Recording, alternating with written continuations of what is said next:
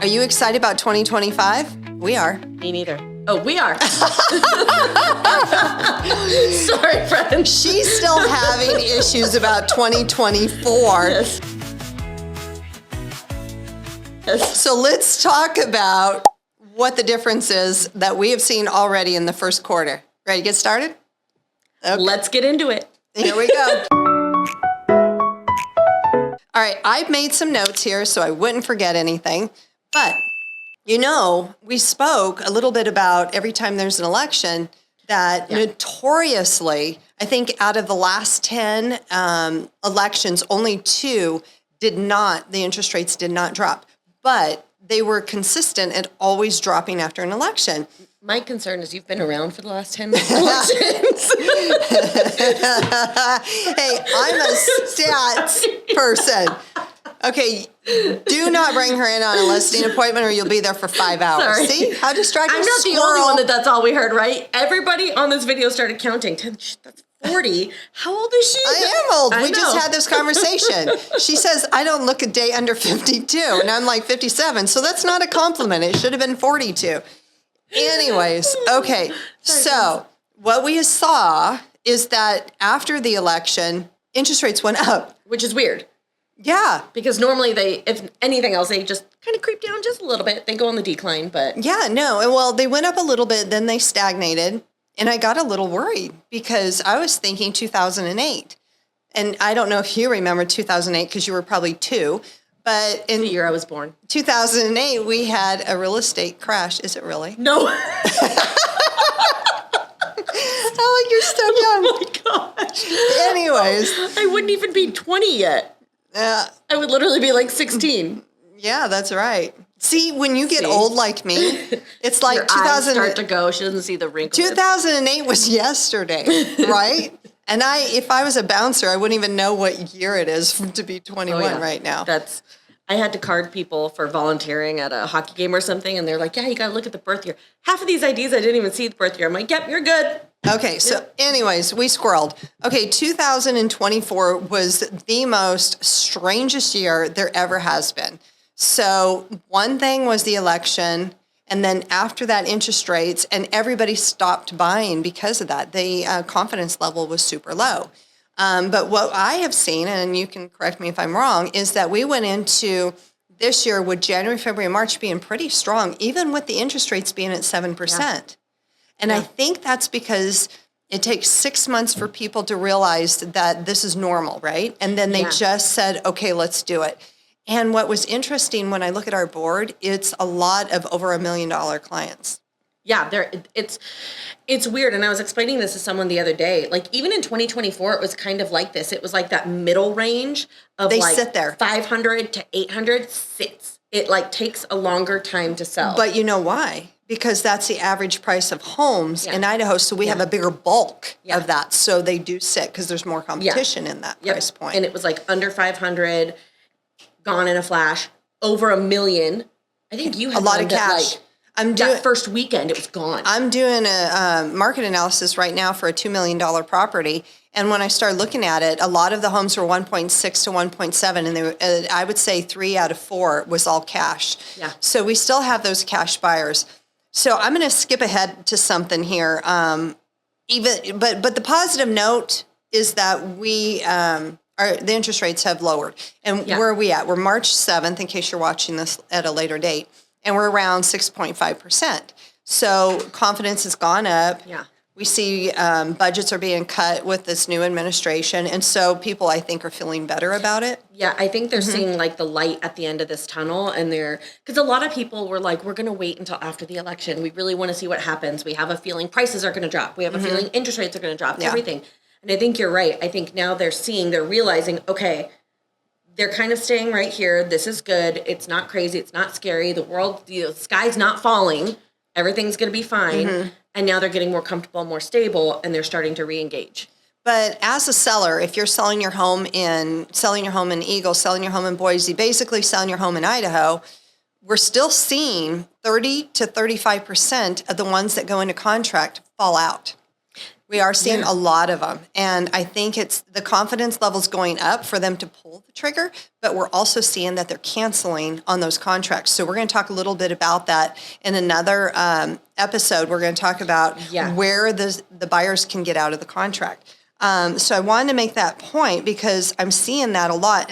And it's not just that they're canceling because they're getting nervous. It's because the lenders are giving pre-qualified letters based on what they're telling them and then finding out they're not qualifying. Yeah. We're finding out that insurance companies, poor California, but insurance companies are having a really hard time wanting to give insurance.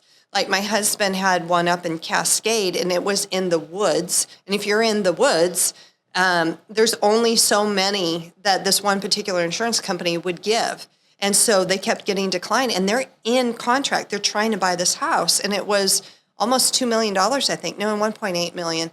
But the insurance companies weren't going to do it. So they finally found one insurance company that would allow them because of fire insurance, but they may cancel, they may raise their premium next year. So we're finding a lot of those.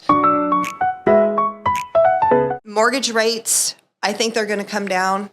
I think that's going to be a good thing. Yeah. Last year, in 2024, nationwide, there was 4.6 million homes that were sold, and they're projecting 5.2 million for this year. So there is some confidence in that. Yeah. And we're still seeing a lot of people moving to Idaho.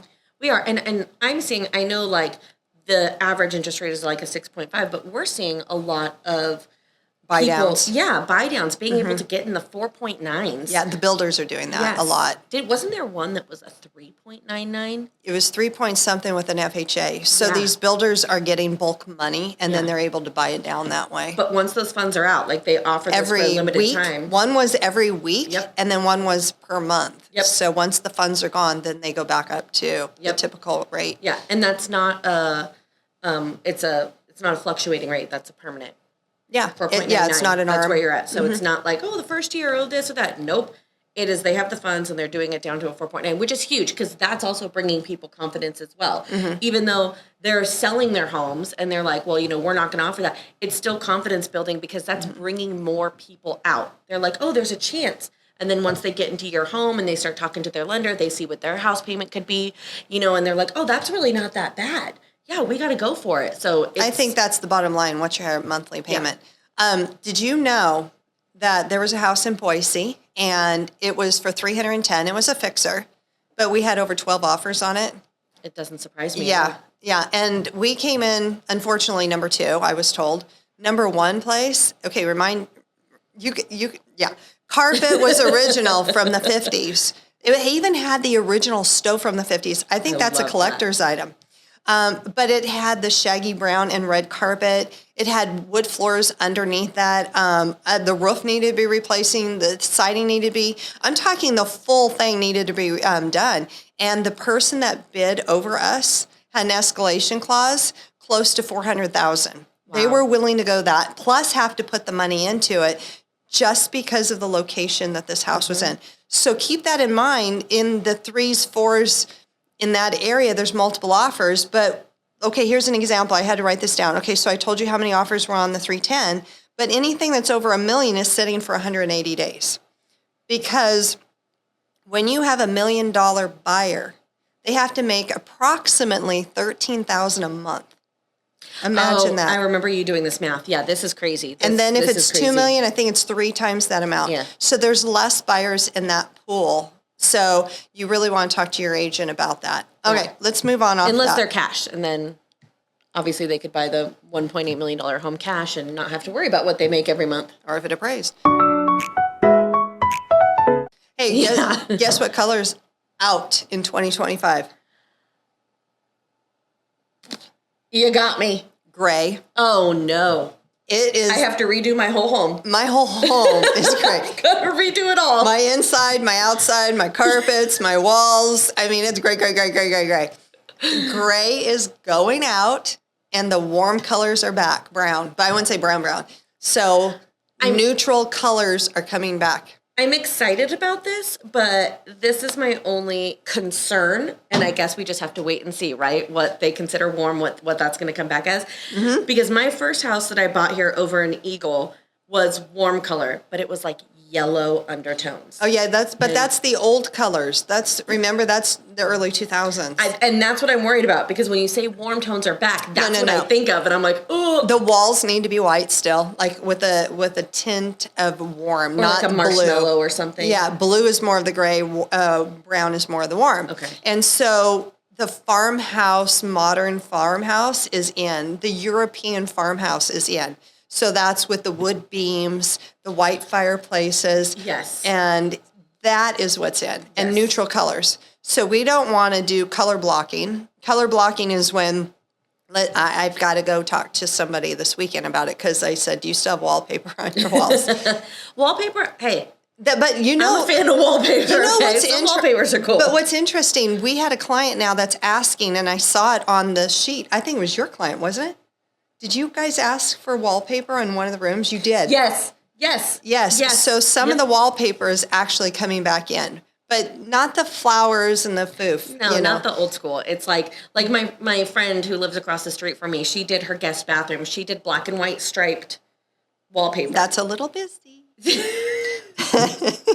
I'm sorry if you're listening, but it goes really well. Her bathroom is super, super cute the way she did it, but it's more, instead of being the old school flowers and like the little kids playing with the dog. She needs to do her. You need to do you, and I need to do me while we're living there.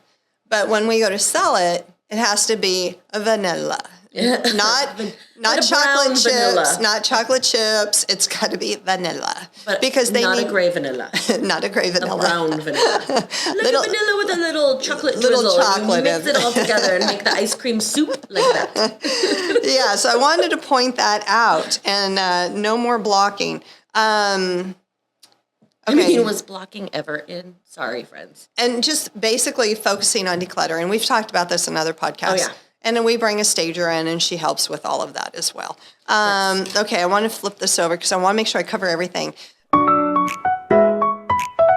Oh, boy.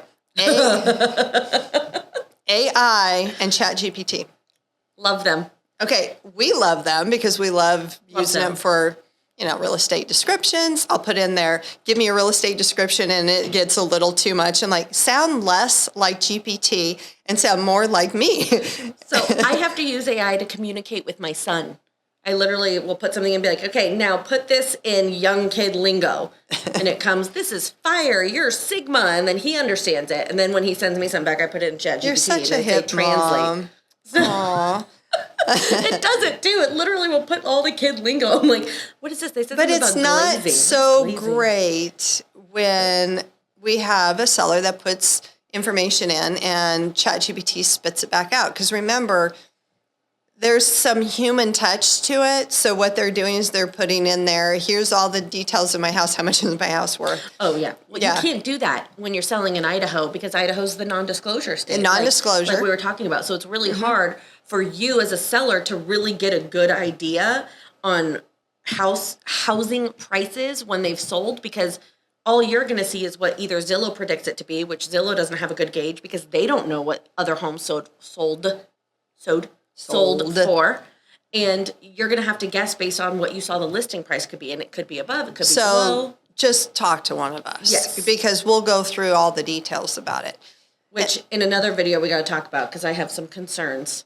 Oh, yeah. I have some serious concerns. But that'll be another video. We'll bring that up because, yes, talk to one of us, because a good ethical agent will bring you a report showing what the homes, the comps that they've pulled, why they've pulled those comps. I think we covered that on another one. We did. So that's on that was on, a couple weeks ago podcast. But again, it's good to just hammer this into your brain. Like, just know a good ethical agent will bring that for you to see. So you can see, hey, this is why it's a comp. This is what it sold for.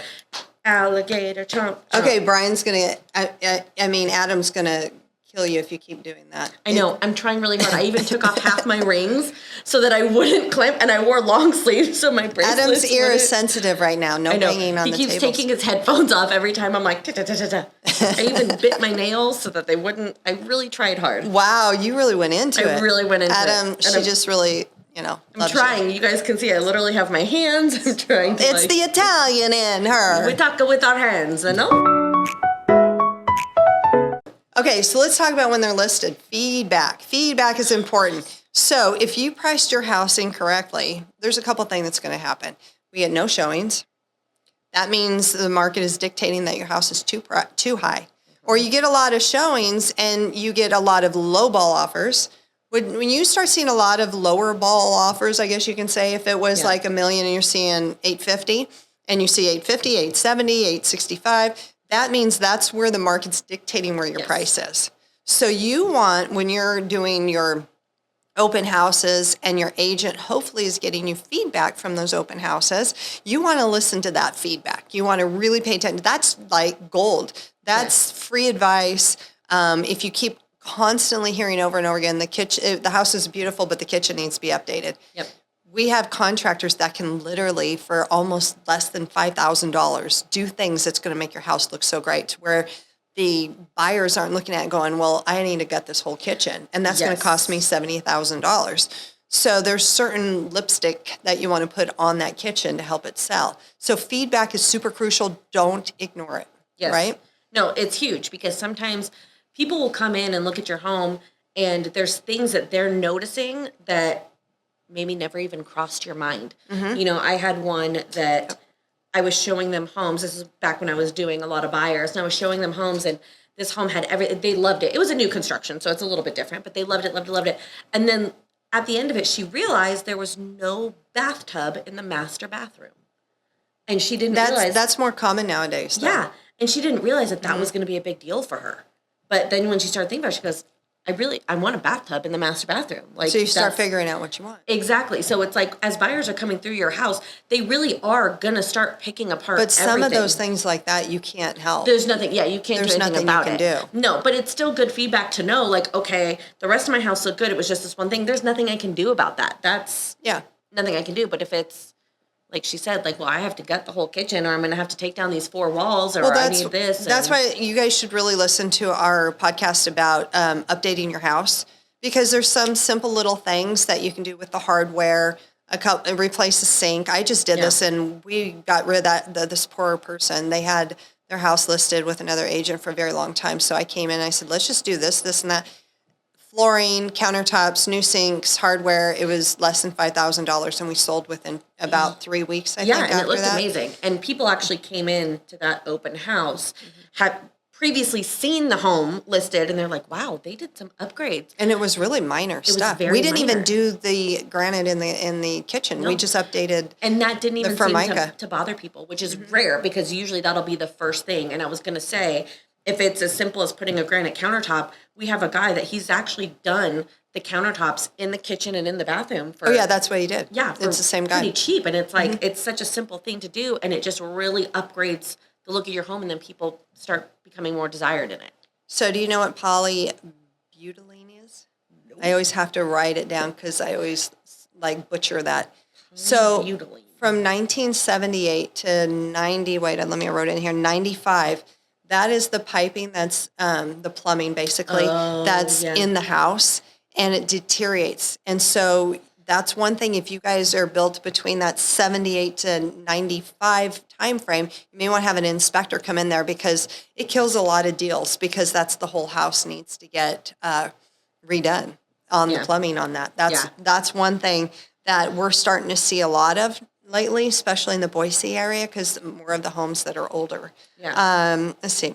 What else did I want to talk about? Go for it. Well, I was just going to say, on that same note, I think we should talk about, and we could do this in another video because it clumps in together too, but I want to talk about the crawl spaces and water in the crawl space, or what a vapor barrier is for, because I think there's a lot of miscommunication in another one, because we could talk about that for a long time. Yes, and that's why it just popped in my head when you were talking about the plumbing, because I'm like, this is something that I think, especially a lot of Californians or out-of-staters that come to Idaho and they live through their first winter, it shocks them. Yeah. And so that's another video, but yeah. But that is another reason why you should have an inspection. Make sure we don't have any water in that crawl space. That's why a pre-listing inspection is so huge. And we did. We talked about that in another video, and we really tried to hammer that in. Sorry, Adam. I did it on my hand this time. But it's huge. because you don't want to get under contract and have a huge surprise like the polybutylene has completely deteriorated and you're one flush away from disaster. an SHIT show, you know? So literally. Okay, so one other thing a big complaint during the inspection period, so go and have your circuit breaker panel labeled. Yes. That's an important thing because when it's tripping or they need to shut things off, that's a complaint that a lot of people will have, is make sure that's labeled. So this is basically, we're trying to tell you what to prepare in 2025. So we're covering all those bullet points right now. Yes, because we learned our lessons in 2024, and what I've noticed is on those panels, a lot of the electricians, my husband being an electrician, they use pencil. Because things will change. So when they first do it, they use pencil because they're constantly changing things as they have to redo things. And then at the end, they might go through with the pen, but we always recommend, hey, especially new construction, hey, if it's in pencil, go through with the pen and label it.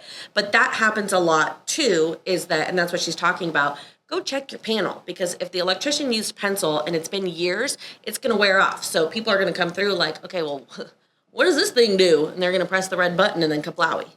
So have you noticed that there's more inventory on the market? I have. And you know why that is, right? Houses are sitting longer. So because those houses are sitting longer, it almost is like you're at a red light and the cars keep coming. They're starting to pile up a bit. So what I'm seeing, what I predict in 2025 with interest rates going down, we're going to have more buyers, but we're going to have more inventory. I think it's going to be more of a leveled. Level playing field. I think so, at least here in Idaho. So I would suggest if you price your house, price it just a little bit under where the market value is. And most people will be like, you're just trying to get a quick sale. I was just going to say, that's another video. But it's not that. It's because like this 310 house, he should have, most people would be like, well, it should have been around 350. But with him going 310, look where it went. So you get the offers in, you make these changes to your house. And it's not so much, it's like most of the changes that we do, you can almost double what you paid for it. But more importantly, you get the offer in compared to your neighbor next door. So that's why it's important to get all of the suggestions. Another thing, really quick before we go, don't like to say this, but we're finding, I think it mainly in Eagle, and it might have started going into Star, rats. We've never had rats in Boise. So we want to make sure that it's all the new construction. Well, they think the theory is that somebody moved here and they brought them. I mean, they're the big, rats. Oh, you're talking, because I was like, Star, we had the little mice. Because my cats bring them to my back door. Which is normal. But no, now we're getting rats. Okay, so we want to make sure that you guys don't have rats. You don't have mold. Get rid of asbestos. If you feel the popcorn ceilings could have it, just get rid of it. Let's talk about updating your house and that way it's for safety reasons. Yeah. And one thing I wanted to touch on too on the last bullet point before she started talking about vermin was a big thing that we're seeing that I think really started in 2024 that's bringing into 2025 is seller concessions. Oh, yeah. So when she's talking about pricing your home a little under market value, you have to really think, okay, let's say your house was worth $320. And she said, hey, let's price it at $310. Try and, get those bidding wars. And you're like, no, I really want $320. Be prepared for people to come in and say, we'll give you $320 with $10,000 in concessions.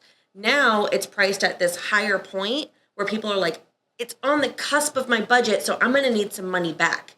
So that $10,000 could literally be the difference in you netting the $310, right?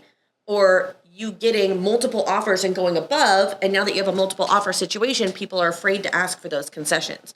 Yeah. So it's just a little food for thought. And we see that mostly with the lower priced homes. Sometimes you'll see them in the mid to higher priced homes just because people need a little help with closing costs. But that's a big trend in 2025. And he did see that. He saw that with that 310 as it got bidded up. They had asked for a little bit. But, exactly. But most of them, he didn't get it. The one that asked for the concessions didn't get it. Yeah. But anyways, we wanted to just give you the heads up of where we are right now in 2025. We're at the beginning of March, and this is what we saw, right? Yep. All right. So we look forward to talking to you on our next episode of Selling in Idaho. See ya. Bye.